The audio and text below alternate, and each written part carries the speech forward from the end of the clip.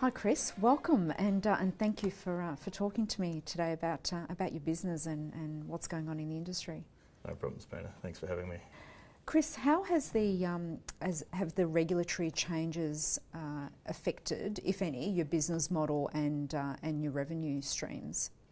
So I think for us, Pina, we made a call 5-6 years ago that we wanted to drive towards a more scaled business because we've always been a little bit uncomfortable with the pressure on commissions, certainly the higher up fronts. So our view was some time ago that if we drive a scaled business with a bigger premium under management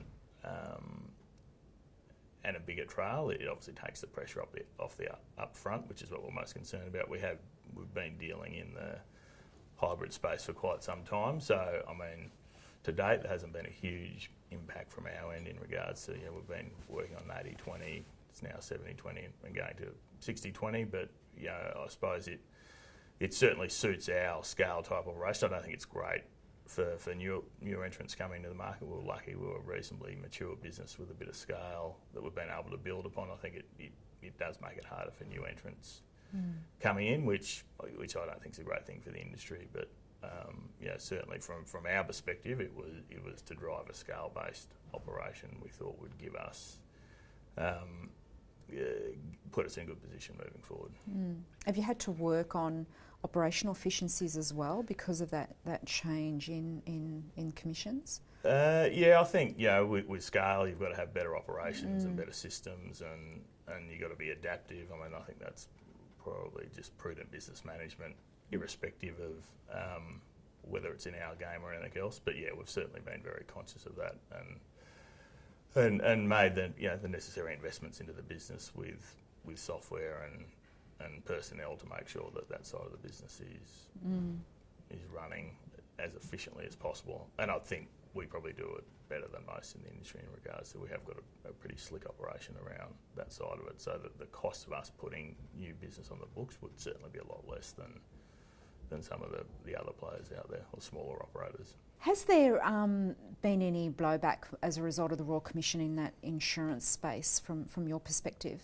I mean, look, not from an advisor perspective, no, I don't think there has been a lot. I mean, the bulk of the Royal Commission was obviously focused on the insurers themselves. I think if anything for us, it's been a positive because it's probably put insurance up in lights a bit. Some of the issues around insurance inside super or non-advised insurance work. So if anything, it's probably made it a bit more top of mind with the everyday client out there, which is only a good thing for us, because if someone's interested, it tends to lead to them wanting an advisor to look at it. So no, but certainly nothing from a negative viewpoint, other than what potentially claims being, I suppose, under the spotlight a bit, has potentially led to more inquiries at a client level in regards to, is this claim going to get paid or what have you? But which is easy enough for an advisor to set straight. How do you mitigate any sort of potential risk though in a business like yours? Well, look, I think every business has risk. Our biggest risk at the moment is obviously legislative risk, I suppose, and it puts a question mark over things and potentially makes future planning a little bit harder. But I think also, as I said earlier, you've got to control the controllables. We think the more prominent we become in the advice space, the better our distribution, all that type of stuff. It will hold us in good stead moving forward. So the risk management piece is an interesting one, but I think, as I said, we control what we control, and we're working on a few things around some fee-based things and stuff as well at the moment that we will look at over time. But until we know where the dust settles, it's business as usual. Have you thought about what further changes that you're going to need in the business post Royal Commissions and potentially if there is a change in the current commission structure?